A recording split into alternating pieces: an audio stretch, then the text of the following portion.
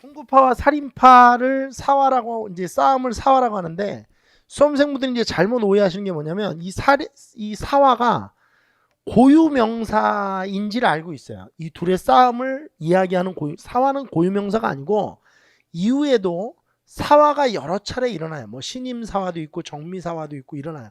그러니까 선비들이 죽으면 사화라고 해요. 그러니까 일반 명사 같은 개념이에요. 고유 명사가 아니고 이것만 사화가 아니고 무오사화서부터 한번 볼게요. 자, 1498년 연산군 4년에 일어난 첫 번째 사화죠. 성종 때 이제 김종직이 등용되고 이후에 살인들이 대거 등용이 돼요.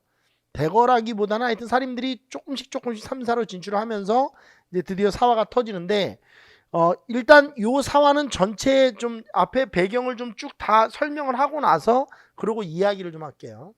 자, 사초 문제인데 사초가 뭐냐면 실록의 기초 자료가 되는 초고를 사초라고 해요. 그 예문관의 사관이 쓰는 그 기록을 사초라고 하는데 김일손이 성종실록 사초에다 김종직의 조의제문이라는 글을 수록하면서 이제 난리가 난 겁니다. 자, 어떤 난리가 났느냐? 일단 이걸 설명해야죠. 자, 조의제문서부터 설명을 할게요. 김종직의 조의제문은 성종 때 쓰여진 글이에요. 성종 때. 자, 봅시다. 이 조자가 이렇게 조자를 쓰고요. 이 문자가 이제 그럴 문자예요. 자, 의제가 누구냐면 이 사람이 초나라 황제예요.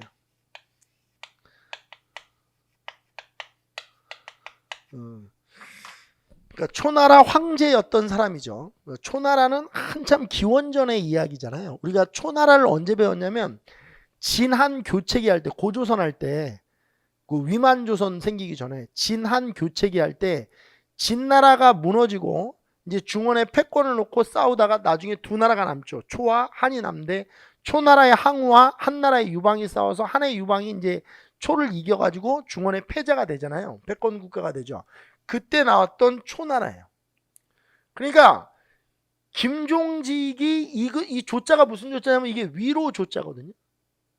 그럼 김종직은 지금 누구를 위로하는 거냐면 초나라 황제였던 의제를 위로하는 글을 쓴 거예요. 그리고 조선이라는 나라는 이게 우리가 과거제도 할 때 33명 이야기했었는데 이 사람들이 다 공부를 많이 한 사람들이라서 막 그 고려시대처럼 막 아령으로 냅다 치고 이런 게 없어요. 다 싸움도 논쟁을 해요. 그 논쟁도 어떻게 하냐면 그냥 넌 나쁜 새끼야 이런 게 아니고 허허 이러면서 막 이렇게 뭐 비유하고 이렇게 상징적으로 표현하고 이런 거 있죠. 고등학교 그 문학 교과서죠. 아니 문학 참고서죠. 비상. 하여튼 비유와 상징으로 싸우는데 이걸 이제 잘 보셔야 돼. 이 초나라 황제가 어떤 사람이냐면 의제가 이 의제가 어린 나이에 항우에게 쫓겨나요. 근데 이 항우랑 의제랑 촌수가 어떻게 되냐면 얘가 삼촌이었다고. 그러니까 삼촌이 조카를 쫓아낸 거야. 죽인 거죠. 쫓아냈어. 그래 항우가 이제 자기가 이제 왕이 돼가지고 결국 한해 유방과 싸웠던 건데 이걸 위로했단 말이야. 그러면 이 의제가 아니잖아. 왜 기원전 사람을 위로하고 자빠졌어? 그리고 우리나라랑 무슨 관계가 있다고? 응? 시간도 그렇고 거리도 그렇고 김종직이 얘기를 하거든요. 근데 김종직이 앞에다 안전장치를 딱 걸어놔. 자기가 꿈속에서 의제를 봤다는 거야. 왜 꿈을 꾼 거야. 의제 꿈을 꿨는데 의제가 빈강에 빠져 슬피 울고 있었대. 근데 김종직이 얼마나 웃긴 사람이냐면 의제가 강에 빠져 죽었다는 이야기가 없는데 왜 빈강에 빠져 울고 있는지 도무지 기억을 하려고 해도 생각이 안 난다 이거야. 강원도 영월 청룡포가 강으로 둘러싸여 있거든요. 이건 완벽히 단종을 딱 매칭시켜 놓고 들어간 거거든. 안 되겠다. 내가 이 의제를 위로하는 시를 좀 써야 되겠다. 글을 써야 되겠다. 그러고 이제 쫙 쓴 거야. 그리고 이제 이 조이제문의 글을 읽어보면 얼마나 웃긴 글이 있냐면 이게 띠떼끼에 서열을 매겨놨어. 단순히 이 의제를 위로하는 게 아니고 띠떼끼가 이제 금은동으로 이렇게 있네. 우리가 지금으로 얘기하면 뭐 김종직이 금운동 이렇게 쓴 건 아니고 제가 이제 윤색을 하면 그렇다는 거예요. 동메달은 누구냐면 항우가 의제를 없앨 때 지키지 못했던 신하들. 그래서 김종직이 얼마나 대단한 사람이냐면 성산문도 욕한 거야 사실. 사육신 생육신도. 죽으면 다야? 끝까지 지켰어야지. 이 몸이 죽어서 씨야 왜 백락장송이 돼? 사람이 돼서 지켰어야지. 뭐 이런 거거든. 김종직이 얼마나 이 종직 이 사람이 대단한 사람이야. 이 신하들을 이제 욕한 거야. 단종을 끝까지 지키지 못했던. 그 다음에 이제 은메달은 항우한테 걸어줘요. 넌 실버 다 걸어주죠. 나쁜 새끼. 그 다음에 금은 또 신하인데 누구 신하냐? 이 항우가 의제를 칠 때 도와줬던 서포트를 해줬던 신하들. 이 새끼들이 베스트 오브 베스트 띠떼끼라는 거야. 월드 챔피언. 골드 메달. 이걸 딱 걸어줘. 그러니까 잘 생각해봐. 이게 훈구파들도 얘네들 다 공부한 애들인데 이걸 읽고 있으면 기분이 어떠겠어? 막 좋아? 내가 금메달이니까? 근데 이게 이제 얼마나 웃긴지 봐봐. 이러고 있었는데 실제로 성종 때 이 글이 쓰여지거든요. 성종 때 이 글이 쓰여졌는데 유자광이라는 훈구파 대신이 김종직을 불러놓고 한번 이 조의제문에 대해서 문책을 해요. 왜 이렇게 불손한 글을 썼느냐. 그러니까 김종직이 어떻게 하냐면 무슨 소리인지 모르겠습니다. 나는 의제가 꿈속 지금 그래도 그렇게 돼 있지만 의제가 꿈속에 나와 슬피 울고 있어서 의제를 위로하는 글을 썼을 뿐인데 이게 뭐가 문제가 되는지 저는 모르겠습니다. 그러니까 유자광이 속으로는 아이 개새끼 진짜 이랬겠지만 이걸 어떻게 할 수가 없잖아요. 왜냐면 이게 긁어부스름이라는 얘기 알죠? 이거 그냥 아무 일도 없으면 아무 일도 없게 지나가는 건데 괜히 긁으면 이게 문제가 되잖아. 이 책이 유명해지고 이 글이 유명해질 거 아니야. 많은 사람들이 무슨 내용이야 무슨 내용이야 이렇게 궁금해하고 읽을 거 아니에요. 그러니까 유자광이 덮어요. 그래서 끝나는가 싶었는데 이 김일손이 김종직의 제자거든요.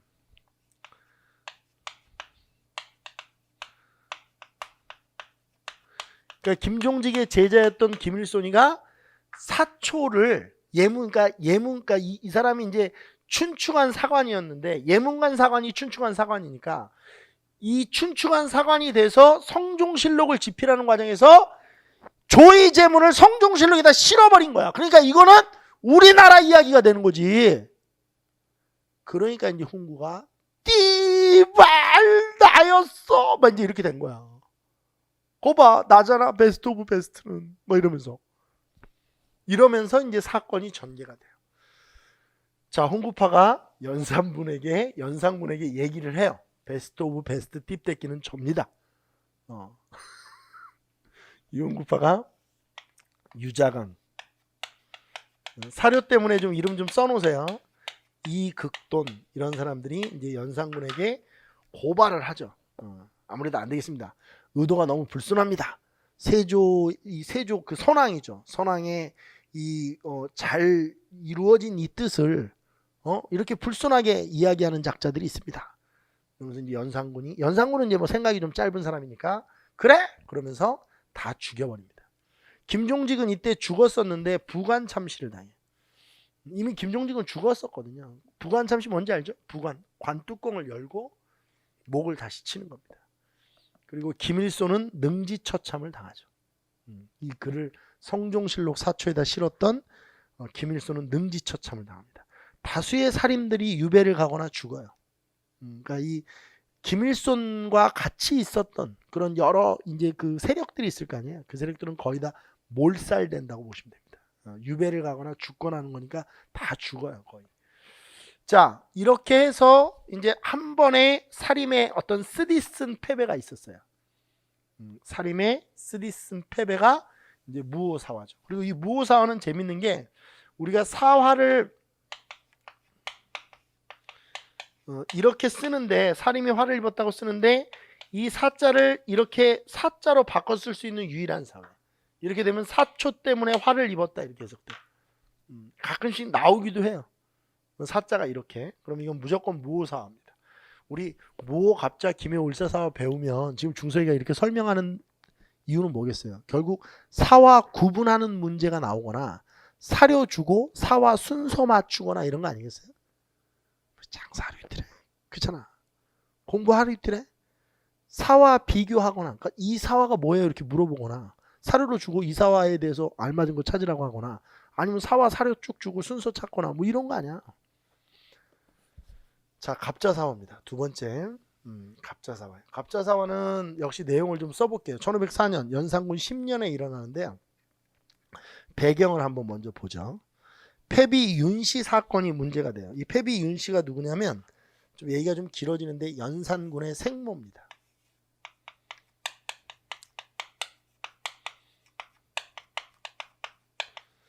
연산군은 성종의 아들이거든요. 근데 연산군의 생모였던 패비 이제 윤씨가 중전이었는데, 이 윤씨가 좀 이게 투기가 심했어요.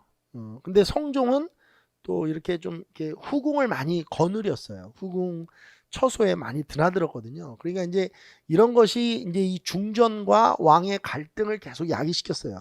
근데 이 과정에서 윤 씨가 이제 너무 화가 나가지고 성종과 말다툼을 하는 과정에서, 이때만 해도 이게 우리나라가 완전히 성리학적이지 않아가지고 이 왕비의 힘이 되게 셌어요. 그래서 이제 말다툼을 하는 과정에서 어떻게 이렇게 했는데, 손톱으로 이렇게 손톱으로 긁으려고 하진 않았겠죠. 이렇게 다투는 과정에서 성종의 여기가 싹, 유명한 일화죠. 그래서 피가 이렇게 뚝 얼굴에서 떨어져요. 용안에서.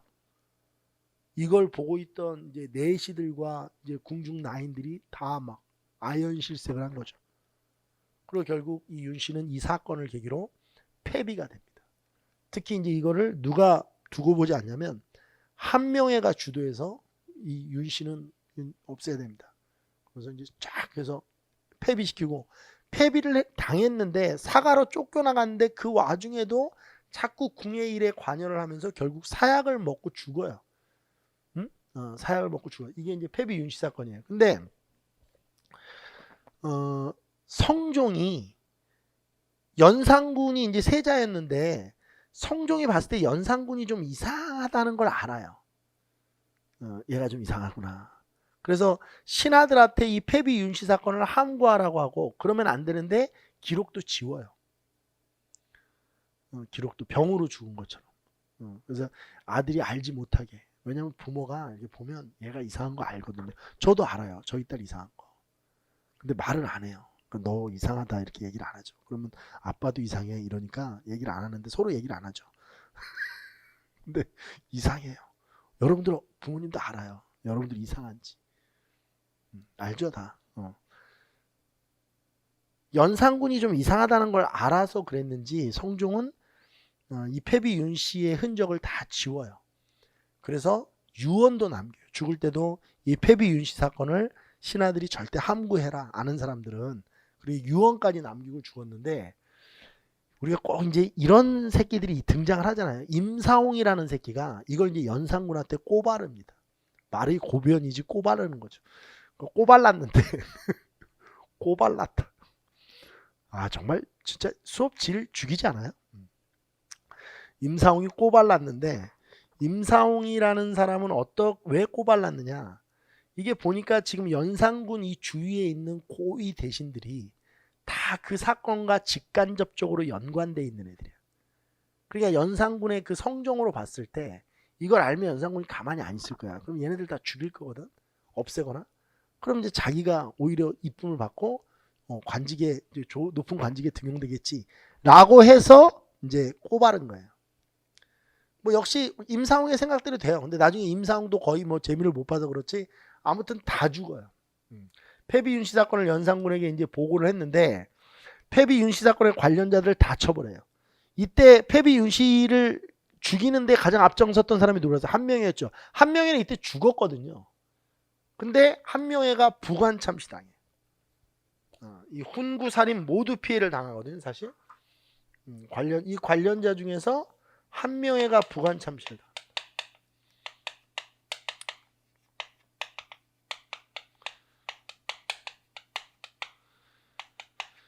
그리고 이거는 사실 훈구에 의해서 살인이 제거된 게 아니고, 물론 이제 임사홍이라는 사람이 훈구파였기 때문에 이렇게 볼 수 있는데, 훈구 살인 아니든 다 죽는데, 이거를 왜 사화로 봐야 되냐면, 훈구는 이때 당시에 중앙 관직을 이게 장악하고 있던 애들이니까 죽어도 남는 훈구가 있었는데, 살인은 무오사화 때 제거되고 몇 명 이렇게 올라가지고 이러고 있는데 여기 또 제껴지는 거예요. 그래서 살인의 피해가 훨씬 더 컸죠. 이제 비율로 얘 보면. 그러니까 훈구 10명 죽고 살인 10명 죽었는데 살인은 10명밖에 없었으니까 다 죽은 거야. 한명회가 부관참시당하고 관련자들이 다 처벌됩니다. 근데 여기서 재밌는 게, 우리 관상이라는 영화를 보면 그 김희성이라는 배우가 한명의 역할을 하는데, 제가 이제 개인적으로 김희성이라는 배우의 그 연기 스타일을 좋아해요. 근데 그 김희성이라는 배우를 보면 연기 참 잘하거든요, 그 사람. 부산행이라는 영화 보면 죽이고 싶잖아요, 그죠? 죄송합니다. 갑자기 감정이 확 이입돼가지고요. 근데 이제 그 김희성이라는 배우가 한명의 역할을 했는데, 한명의 역할도 참 잘했던 것 같아요. 제가 여태까지 사극이나 이런 데서 봤던 한명의 중에서 가장 한명의스러웠던 것 같아요. 아주 좀 그 뭐라 해야 되죠? 야비하고, 그 다음에 계산이 빠르고, 굉장히 정치적이고, 야심이 있고, 뭐 이런 사람이었는데, 이 한명회가 그 송강호라는 배우가 관상쟁이였는데, 이 사람이 목이 잘릴 상이라고 그러는데, 한명회가 목이 안 잘리고 죽었다고 좋아했죠. 그게 이제 이거예요. 결국 목이 잘리죠. 영화가 잘 만들어진 거예요. 그러니까 그냥 재미를 위해서 만든 영화가 아니고, 고증을 해서 잘 곳곳에 잘 고증 자료를 배치해서 만든 영화입니다. 영남살인은 거의 몰락해. 물론 이때 몰락했기 때문에 사화라고 한다는 거예요. 영남살인은 나중에 또 올라와요. 이 담쟁이 더 계속 올라오는 거야. 이후에 이제 연산군이 좀 미치죠. 이게 여러분들께 이제 이거를 이제 뭐 호사가들은 피맛을 봤다 이렇게 얘기하는데, 그렇게까지 표현할 건 아닌 것 같고, 연산군의 성정을 봤을 때 좀 이렇게 불안정했어요. 이 사람이 뭐 좀 병 뭐 이런 게 있었던 것 같아요. 그러니까 뭔가 불안장애도 있었고, 그리고 좀 포악성이 있었어요, 원래부터. 아버지 그 아끼는 막 사슴 이런 거 뛰어노는데, 이 사슴을 막 활로 쏴서 어렸을 때부터 죽이고 이래가지고, 하여튼 폭정이 이제 시작이 되는데, 이 폭정의 대표적인 예들을 좀 한번 볼게요. 이게 이제 흥청이 설치돼가지고, 거기 밑에다 써놨어요, 제가. 흥청이 설치돼, 흥청. 이거 없구나. 여기 옆에다 쓰세요. 연산군의 폭정 옆에다 여러분들 가로치고 흥청이 설치돼. 흥청이 뭐냐면, 그 전국에 있는 그 기생들 있죠, 관기들을 한 곳에 모아가지고 싹 다 빨개벽 끼고 지도 빨가벗고 놀아요. 이걸 흥청이라고 그래요. 흥청. 그러니까 관기들 중에 좀 얼굴 반반한 애들을 뽑아가지고 흥청이라는 곳에 넣어가지고 밤마다 싹 다 홀딱 벗기고, 그러니까 나체로 노는 거죠. 술 마시고 신하들도 불러서 나체로 놀아요.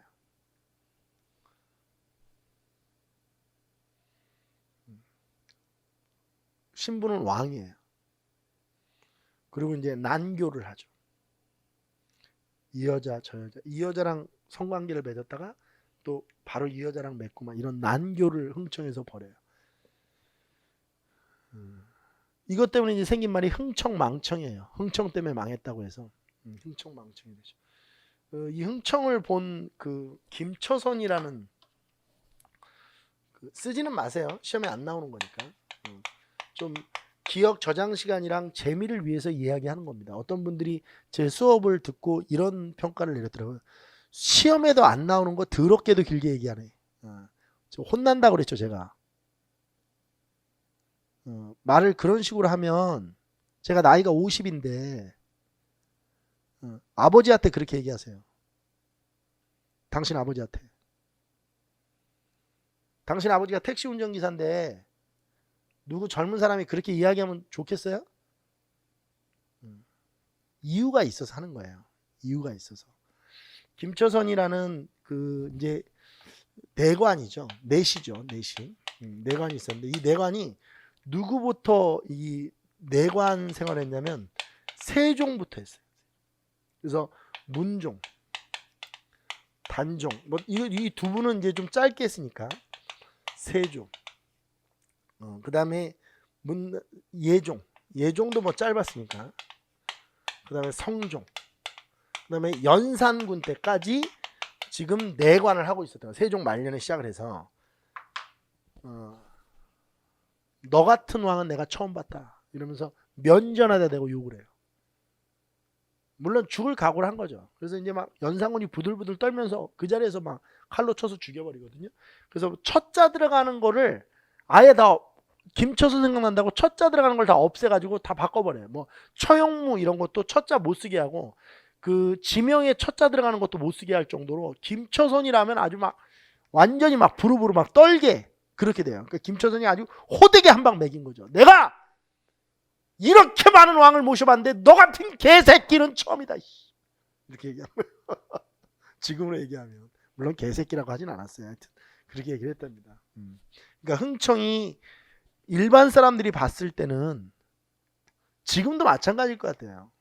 얼마 전에도 뭐 성매매 사범들 이렇게 단속돼 가지고 어린 그 여자 학생들 뭐 이런 고등학생들 잡아다가 불법적으로 성매매하고 뭐 헬퍼 집 나온 가출 소녀들 이렇게 도와준다고 하면서 나중에 죽어서 그 원한을 어떻게 갚으시려고 합니까? 참 어떻게 인생을 그렇게 삽니까? 한 번 사는 인생을. 흥청이 설치돼요. 흥청망청이라는 말 들어봤죠? 이거. 그다음에 신원패도 되게 웃긴데 신하들에게 이제 말하지 말라고 말 그대로 폐차를 채워요. 근데 신원패의 내용 제가 읽어드릴게요. 너의 입은 그러니까 이 팻말이 그렇게 돼 있어요. 너의 입은 화를 부르는 문이요. 너의 새치혀는 너의 몸을 자르는 칼이 될 것이다. 그러니까 샷다마우스 하고 있어라. 입 쳐닫고 있어라 이런 거거든요. 신하들은 왕한테 간언을 하기 위해서 왕 옆에 있는 거예요. 말을 못하는 신하가 뭐가 필요해요? 예를 들어서 국무회의를 해요. 대통령한테 말하려고 장관들이 앉아있는 거 아니에요? 장관들한테 말 처하지 마라. 뭐 쪽지로 전달해라. 누가 그랬다며요? 대면 보고를 하지 마라. 서류로 보고해라. 서면 보고해라. 신원패를 채우는 거죠. 이 폭정 때문에 결국 연산군은 이제 보다 못한 이 신하들에 의해서 폐위가 됩니다. 이거를 중종반정이라고 해요. 이 중종반정 때 공신 세력들을 우리가 전국공신이라고 하고 이 전국공신까지를 우리가 이제 이 훈구파다 이렇게 이야기를 하는 겁니다. 중종반정으로 연산군이 폐위돼요. 그러니까 1504년에 갑자사화가 일어나고 2년 뒤에 연산군은 폐위된다 이렇게 보시면 돼요. 그리고 다시 한번 이거를 왜 이 갑자사화를 왜 사화로 보느냐? 아무튼 무오사화 이후에 무너졌던 사림이 조금씩 다시 세력을 성장하고 있었는데 다시 쓸려 나갔다 이렇게 보시면 됩니다.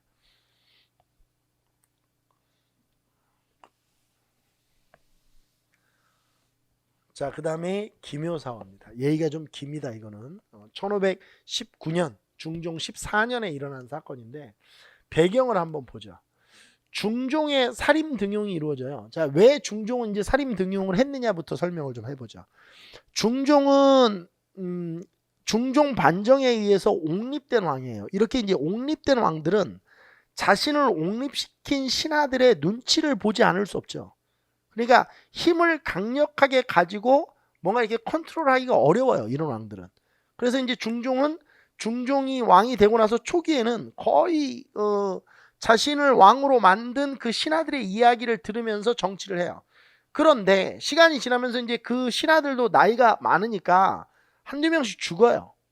그리고 이제 주요 세력들이 죽으면서 중종도 정치를 하면서 이제 뭔가 왕으로서의 지위를 회복해야 되겠다는 생각을 하죠. 근데 항상 이야기하지만 이 정치 세력을 견제하기 위해서는 다른 정치 세력이 필요해요. 신진 정치 세력이 필요하다고요. 그래서 등용을 시켜요. 사림을. 다시. 근데 이 사림이 등용되면서 이때 중종에 의해서 바로 정암 조광조가 이제 등장을 하는 겁니다. 이러면서 정암 조광조의 개혁 정치에 의해서 훈구사림이 갈등을 빚는데, 왜 정암이라고 써놓으세요. 호를. 정암 조광조의 급격한 개혁 정치에 훈구가 반발하는데, 조광조의 개혁 정치는 훈구의 비위를 너무나도 건드려요. 자, 하나씩 조광조가 하는 모든 일은 그 타겟이 훈구를 다 향해 있어요. 전개를 한번 보죠. 훈구파가 굉장히 이제 불만을 갖죠. 그리고 훈구파 중에서 이제 홍경주, 남곤 이런 사람들이 주초 위양 사건이라는 걸 일으켜요. 결국 여러분들 많이 들어보셨는지 모르겠는데, 이 주초 위양이 뭐냐면, 이게 주자고 이게 초자예요. 그 다음에 이게 위왕인데, 그러니까 이게 이제 원래 우리가 그 한자로 가지고 이게 격자나 이렇게 붙임자를 만들어 가지고 말을 만드는, 우리 18자 도참설 이런 거 기억나죠? 이자겸의 난 때. 그렇죠? 이게 이렇게 되면 오얀리가 된다고 그랬잖아요. 그렇죠? 이 씨가 왕을 할 것이다 뭐 이렇게 되는데, 이게 이제 주초라는 게 뭐냐면, 이 초가 이쪽으로 붙으면 이게 조가 돼요. 그래서 조위왕 이렇게 되는데, 조가 왕을 하려고 한다 이렇게 되거든요. 근데 이걸 어떻게 일으켰냐면, 이제 갈립에다, 큰 잎사귀 있는 데다 꿀을 이렇게 이제 발라놔서 이 저기 뭐야 벌레들이 이렇게 파먹도록 해놨다는 거죠. 그러면서 이제 지나가다가 중종이 앞에 있는데, 전하 이게 무슨 괴이한 일입니까? 이러면서 이제 뭐 그걸 꺾어서 보여주고 그랬다는 거야. 떼서. 지랄들하고 있어. 그리고 중종도 이거 보면 모르겠어요. 다 알지. 무슨 아메바들도 아니고. 그잖아. 무슨 벌레가 이렇게 파먹어. 뭐 무슨 신의 계시입니까? 이랬다는데 말도 안 되는 소리고. 근데 이게 먹혔다는 얘기는 논리적으로 추론을 해보자고. 이게 먹혔다는 얘기는 중종도 조광조를 뽑아서 개혁 정치를 추진하는데 힘을 실어줬는데, 이게 개혁이 힘들거든. 왕도 맨날 싸워야 되잖아. 왕은 편하고 싶은데 맨날 귀에다 대고, 전하 이거 하십시오, 저거 하십시오, 전하 이제 이거는 이렇게 하셔야 됩니다, 전하 이게 쟤네들을 이렇게 하셔야 됩니다, 전하 오늘은 안녕하세요, 전하. 이게 얼마나 짜증나겠어, 몇 년씩 되면. 그죠? 제가 그 얘기 했죠, 여러분들한테. 그 얘기 내가 현대사 할 때 하는데, 개혁의 피로감은 개혁을 하는 사람만 느껴요. 그래서 개혁 세력들은 항상 분열되고 죽어요. 개혁 세력들이 치고받고 하다가. 그래서 보수가 힘이 센 거예요, 항상. 왜? 보수는 보수끼리 잘 안 싸워요. 우리나라 박근혜 대통령 탄핵되면서 좀 이상해서 그렇지, 원래 보수들끼리는 안 싸워요. 보수는 원래 연합이고, 개혁은 분열이에요, 항상. 그래서 개혁은 뜻을 이루기가 쉽지가 않아요. 왜? 개혁은 개혁하는 사람만 피로감을 느껴요. 보수하는 사람들은 피로감이 전혀 없어요. 왜? 가만히 있는 거를 원천적으로 좋아하기 때문에 피로하지가 않아요. 왜 피로하겠어요? 그러니까 결국 이 피로감이 누적되면서 중종도 힘들었던 것 같아요. 그러니까 이 주초위양 사건으로 결국 조광조를 이제 유배를 보내고 정암을 이제 사약을 내려서 죽이게 되는데, 이거는 말도 안 되는 얘기고 제가 추론한 이야기가 맞죠, 당연히. 그렇죠? 그렇게 이해를 해야죠. 조광조와 대부분의 사람이 쓸려 나갔다.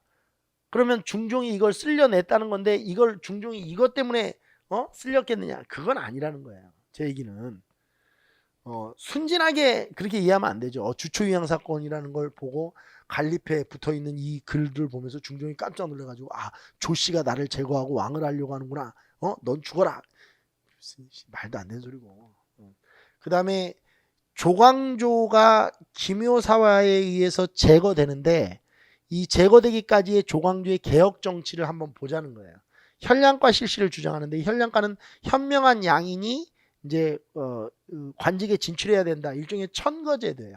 사림 진출을 위한 일종의 천거제도인데, 원래 중국에 있었던 현량방정과라는 게 우리나라에 들어와서 현량과로 이름이 바뀐 겁니다. 근데 되게 웃긴 게, 이 현명한 양인인데, 이 현명함의 기준이 뭐냐면 성리학 공부를 얼마나 했느냐의 정도예요.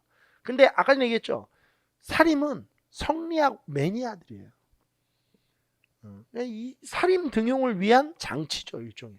사림 등용이 실제로 많이 이루어져요.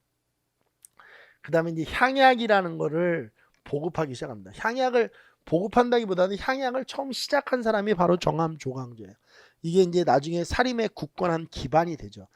송나라의 여시 향약이라는 걸 가지고 와서 이거를 아주 이제 보급을 시키죠. 그러면서 이제 율곡의 해주 향약과 퇴계의 예안 향약 이런 이제 우리나라 향약이 만들어지면서 향약이 보급되기 시작합니다.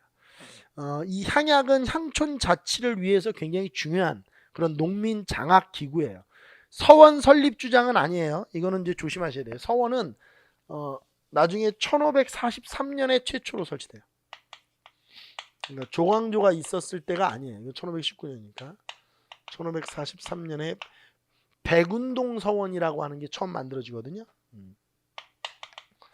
그러니까 조광조가 주장한 거는 서원은 아니고 향약이다 이렇게 기억하시면 돼요. 우리가 서원과 향약이 사림의 기반이었다라고 하니까 이 조광조가 바로 사림의 상징이거든요. 사림의 심장입니다. 그러니까 정암이 사림이고 사림이 정암이에요. 시험 문제 풀 때는 그러다 보니까 이 서원 향약이 다 조광조인지를 알고 문제를 푸는 사람이 많은데 이건 좀 구분을 해 주셔야 돼요. 자, 그 다음에 왕도 정치를 당연히 주장하겠죠. 사림이니까. 사림의 상징이라고 그랬잖아요. 제가 경연 이런 건 이제 활성화시키고자 노력을 합니다. 그러니까 그러니까 중종이 이런 것들 때문에 좀 개혁이 짜증스러웠을 거예요, 아마. 경연을 준비하려면 중종도 보통 일이 아니거든요. 그 다음에 소학, 그 다음에 주자가래, 뭐 삼강인실도 이런 것들을 보급시키려고 노력을 했고, 특히 이 소학과 삼강인실도 주자가래 이런 것들은 원래 있었던 것들이고, 주자가래는 쓰지 않아도 돼요. 원래 있었던 것들이고, 이륜행실도 같은 경우는 없었던 걸 중종 때 편찬한 거예요. 이 중종 때 편찬 보급한 거는 이거예요. 여기까지 걸리는 게 아니에요. 삼강실도와 소학은 원래 중국 책이고, 삼강실도는 세종 때 만들어진 책이고, 이거는 이제 편찬된 거고, 이륜행실도는 중종 때 편찬되어 보급되었다 이렇게 보시면. 내수사 장리를 폐지합니다. 이 내수사가 궁의 그 재정을 담당하는 곳이었는데 여기서 고리대를 했어요. 그러니까 지금으로 얘기하면 뭐 청와대 러시앤캐시 이런 거죠. 그러니까 조광조는 이게 민본의 뜻에 어긋난다, 말이 안 된다라고 해서 이거 폐지를 이제 주장을 했죠. 그 다음에 박납의 폐단 개혁을 노력을 했어요. 이게 이제 수미법이라는 게 주장되는데 이 박납의 폐단 개혁, 수미법 이런 것들은 나중에 대동법이라는 공납 개혁 부분에서 공납의 변화 부분에서 제가 자세히 오랜 기간 동안 정리를 할 거니까 써놓는 선에서 그냥 넘어가셔야 돼요. 수미법 하나 이제 들어가려면 한 30분 걸립니다. 그 다음에 소격서 폐지를 주장해요. 이 소격서 폐지는 소격서가 도교적 기구죠. 이게 하늘의 제사를 지내는 기구거든요. 거기 밑에 보시면 좀 필기를 좀 하셔야 돼요. 소격서 폐지, 그 소격서 폐지 옆에다 화살표가 있는데 요거를 이제 쓰세요. 소격서는 도교적 기구고 하늘의 제사를 지내는 곳이다. 그러니까 이게 초제를 주관하는 것이에요. 초제. 하늘의 제사 지내는 초제를 주관하는 건데 이 조광조가 제가 사림의 심장 상징이라고 했잖아요. 그럼 사림의 입장에서 보면 이건 쓰레기 같은 기구예요. 왜? 성리학에 위배되죠. 도교적이니까. 사림은 온리 성리학이어야만 돼요. 그래서 이제 이걸 없애려고 했던 거고 폐지를 주장했던 거고 그리고 이 소격서가 더 웃긴 건 이 초제를 지내고 나서 단군 제사도 같이 지내요. 이게 이제 사림들은 미치는 거예요. 왜? 우리나라를 기자가 세워야 우리가 리틀 차이나가 되는데 단군이 세워버리면 오랑캐가 돼버리거든요. 이들의 눈에서는 사림의 기자조선설에 이 위배되기 때문에 이 아주 조광조가 이 소격서 폐지를 열심히 주장을 하죠. 실제로 이건 쓰지 마세요. 나중에 더 헷갈려. 소격서 폐지를 주장한 거예요. 그냥 소격서를 폐지한 게 아니고. 그리고 실제로 소격서 폐지가 주장되면서 소격서가 유명무실하대요. 그런데 소격서라는 기구가 완전히 없어진 건 선조 때거든요. 그러니까 쓰지 마시라고. 그렇게는 안 나오니까. 그러니까 그냥 소격서 폐지 그러면 중종, 조광조 이렇게 연결해 놓으시면 돼. 그 다음에 위훈삭제인데 사실 이게 이제 결정타예요.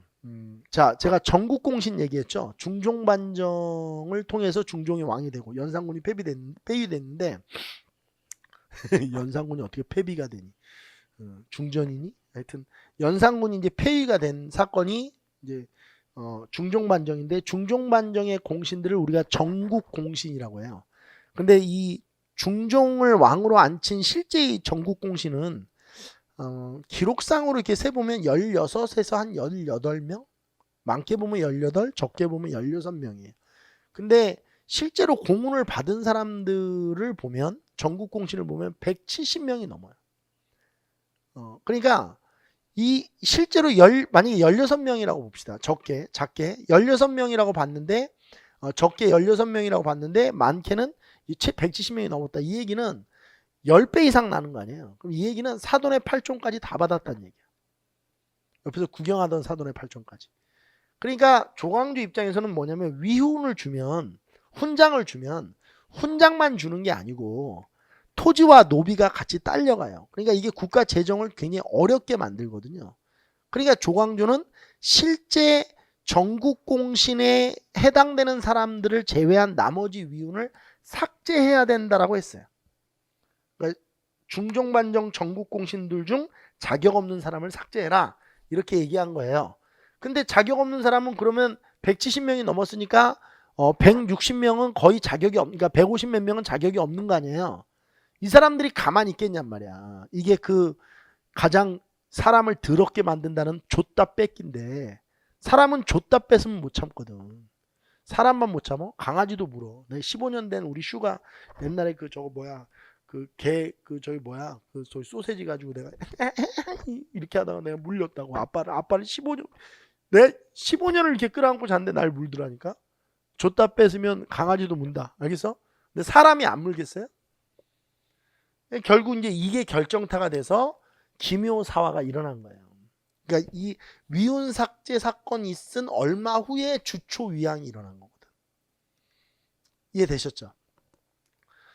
자, 결국 이제 이렇게 쓸려 나간 조광조를 비롯한 조광조를 중심으로 했던 이 살인 세력들, 그러니까 현량과로 진출됐던 이 살인들, 이 사람들을 우리가 기묘살인이라고 해요. 기묘살인. 그러니까 기묘살인들은 기묘사화에 의해서 기묘하게 이제 죽은 거죠. 조광조의 기묘한 죽음? 좀 유치해? 뭐 유치해. 조광조의 기묘한 죽음 이렇게 외워. 기묘사화가 나오면 조광조예요. 조광조. 조광조. 자, 이렇게 해서 이제 쓸려 나간 살인들이 다시 재기를 해요. 살인은 계속 올라오는 거야. 계속 올라오는 거야. 왜냐면 숫자가 많으니까 일단. 그리고 시간이 지나서 을사사화가 또 터집니다. 을사사화는 1545년 명종 직위년에 터지는데 이 을사사화를 이해하기 위해서는 또 배경이 좀 필요해요. 배경을 좀 알아보죠. 중종이 있었는데 중종의 원래 왕비가 장경왕후예요. 장경왕후 빈데 이 장경왕후가 병으로 돌아가세요. 옛날에는 뭐 병이 많이 생겼으니까 그리고 의학기술도 떨어지니까 뭐 병 나면 돌아가시고 그러는 거예요. 그 다음에 이제 계비를 얻었는데 돌아가시고 나서 이제 사망을 하신 후에 이제 문정왕후라는 계비를 얻었어요. 이 장경왕후와 중종 사이에 낳은 아들이 인종이고요. 문정왕 이제 이 나중에 문정왕후가 계비가 되고 나서 낳은 아들이 명종이에요. 근데 장경왕후가 이제 죽었잖아요.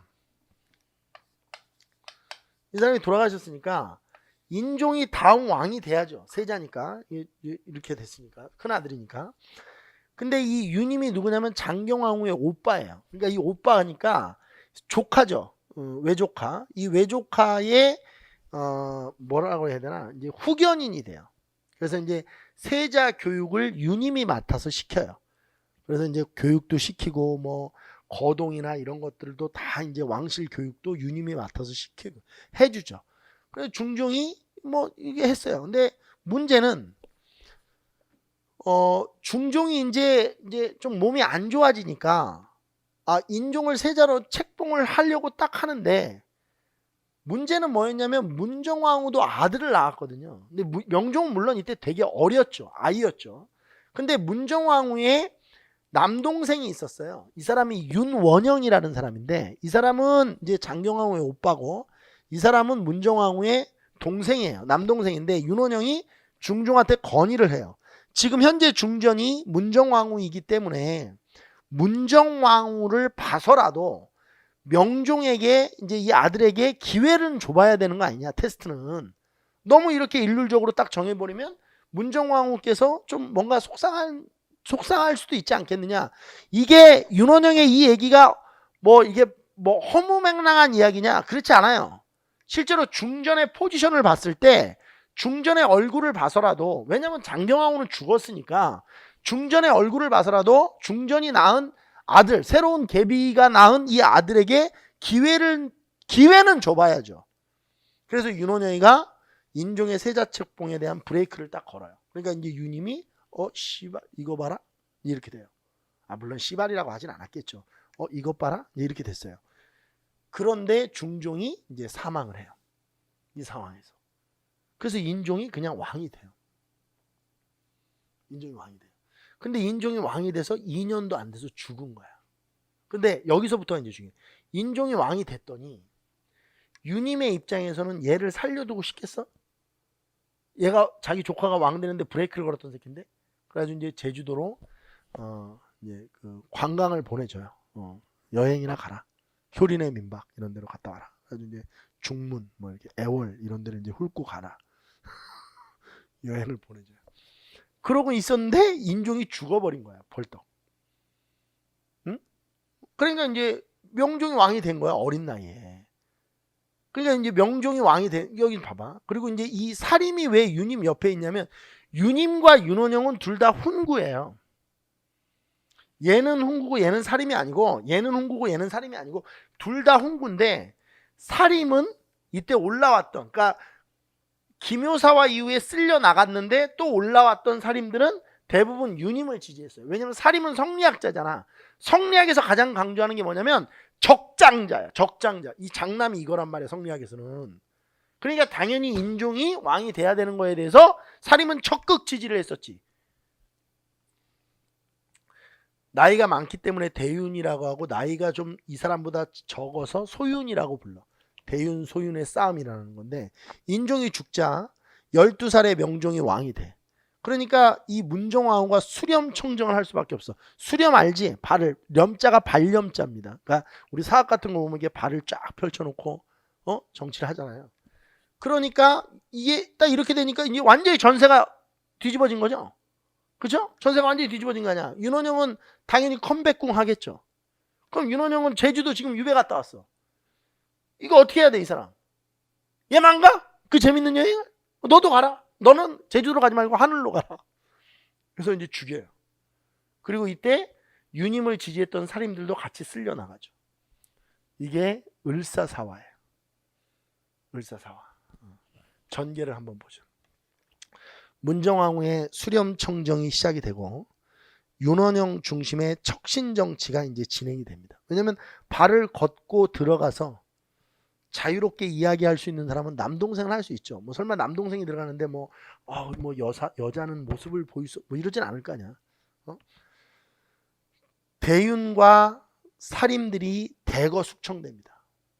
윤원영 중심의 여기서 척신정치라고 하는 말은 외척이 정치를 하는 걸 척신이라고 해요. 외척이 중요 신하가 돼서. 그러니까 뭐 예를 들어서 지금 외척이잖아요. 문정왕후의 남동생이니까. 그러면 예를 들어서 명종의 입장이면 외삼촌 아니야? 외삼촌이 뭐 영의정, 우의정 이런 거 돼가지고 정권을 가지고 정치하는 걸 척신정치라고 해요.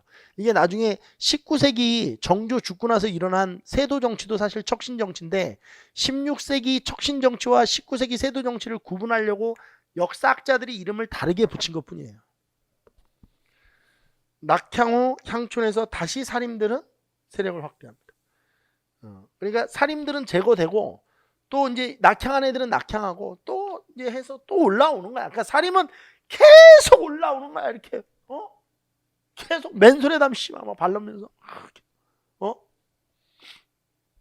결과를 좀 보죠. 결과는 16세기 수치체제 문란이 시작돼요. 왜 그러냐면 제가 매번 얘기하지만 이렇게 한 명이 권력을 다 쥐면, 한 명이 권력을 쥐면 그 한 명에게 줄을 서야 되고, 그 줄을 쓴다는 개념이 뭐냐면 매간매직이 일어나요. 인사권을 얘가 다 갖고 있죠. 그럼 얘한테 뇌물을 줘야 될 거 아니야. 우리 옛날에 최순실 사건 말잖아. 뭐 백도 사줘야 되고, 돈도 좀 줘야 되고, 뭐 아는 사람 기업들도 이렇게, 그 뭐야, 기업들 기부도 해야 되고, 막 얘한테 바쁜 거야. 말도 씨발 사줘야 되고.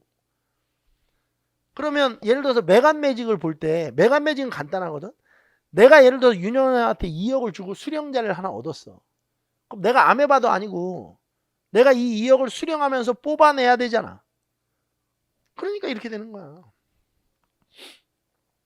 이 결과 농민들의 생활이 어려워지고 이 농민들의 생활의 어려움을 보여주는 구체적 인물이 등장해. 그 사람이 도적 임꺽정이야. 임꺽정이가 명종 때 등장하죠. 이 사람은 이제 백정 출신이고 나중에 우리가 조선의 3대 도적도 공부할 거거든요. 연산군 때 홍길동, 허균의 소설이었던, 그 다음에 명종 때 임꺽정, 그 다음에 숙종 때 장길산. 특히 명종 때 임꺽정과 숙종 때 장길산을 비교하는 문제가 많이 나오거든. 명종 때 임꺽정은 백정이고 숙종 때 장길산은 출신이 광대예요. 구월산을 본거지로 해서 활동했던 도적이다. 그럼 이렇게 임꺽정과 같은 유명한 도적이 나타날 정도로 그때 당시에 사회 분위기가 엉망이었다라는 거예요. 엉망이었다. 자, 이렇게 해서 이제 을사사화를 끝으로 우리가 이제 사화를 마무리하시면 됩니다.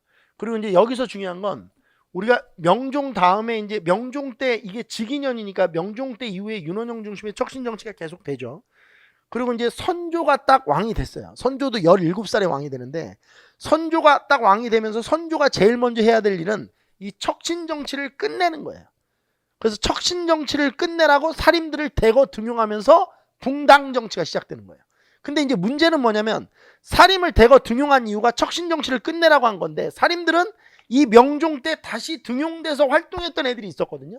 그러니까 척신 정치와 이렇게 이게 끈이 연결돼 있던 애들이 있단 말이야. 이 살인들을 기성살인이라고 하고 선조 때 척신정치 청산을 위해서 새롭게 등용시킨 살인들을 신진살인이라고 해. 그러니까 명종 때 계속 정치를 했던 사람들, 이 사람들을 기성살인, 이 사람을 신진살인이라고 하는데 이 기성살인이 서인이 되고 얘네가 동인이 되면서 풍당정치가 시작되는 거야. 그럼 중서이가 지금 뭘 얘기하냐? 사화의 끝과 붕당정치의 시작 지점을 어떻게 연결고리로 만들어야 되느냐? 척신정치 청산이야. 을사사화 이후에 척신정치가 시작되잖아. 선조 때 척신정치 청산을 하면서 붕당이 생긴 거야. 나중에 붕당정치 출현은 나중에 선조 때 다시 정리를 합니다. 자, 이렇게 해서 우리가 무오, 갑자, 기묘, 을사사화를 정리를 했고 문제 유형 다시 한번 얘기하죠. 사료를 주고 이게 어떤 사화인지 찾고 관련자 인물 찾는 문제가 나오고 이도 저도 아니면 그냥 사건 사료들 주고 쭉 나열해서 시간 순서대로 무오, 갑자, 기묘, 을사사화, 무오, 갑자, 기묘, 을사사화 이 순서 잘 알고 있느냐 이거 물어보는 문제가 주류를 이룬다. 그래서 사화의 전개 그 밑에 보면 그 사료 읽기 코너들도 있는데 그것도 아주 주요 사료니까 잘 읽어보시고 잠깐 쉬는 시간 갖고 조선의 대외 관계로 넘어갈 건데 이 순서를 잘 보셔야 돼. 이게 지금 이렇게 되면 우리가 이제 붕당 정치를 딱 시작하면 좋잖아. 이게 사화가 끝나면 붕당 정치를 하면 좋은데 이렇게 하면 붕당 정치를 하다가 애로 사항들이 생겨. 애로점들이 생기거든. 이 대외 관계를 호란사까지 끝내놓고 그러고 나서 붕당 정치를 들어가면 아주 유연하게 치고 들어갈 수가 있어요. 그래서 중서기가 이렇게 편제해 놓은 이유가 있으니까 이대로 좀 학습을 하시면 여러분들이 조선사를 공부하시는데 효율성이 극대화될 수 있으니까 요대로 좀 해주시면 좋겠어요. 잠깐 쉬는 시간 갖고 조선 초기 전기의 대외 관계를 정리를 좀 해볼 수 있도록 하겠습니다. 잠깐 쉬겠습니다.